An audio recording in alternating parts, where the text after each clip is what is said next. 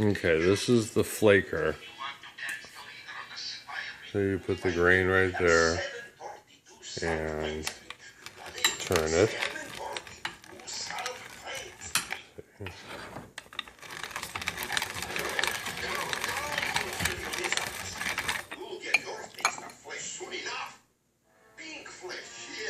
Makes oatmeal. And here's the grain mill. And here's the hopper. Put the grain in there. And those are the stones.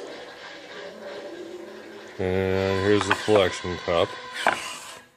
And you just start turning. Grain starts coming out from the bottom.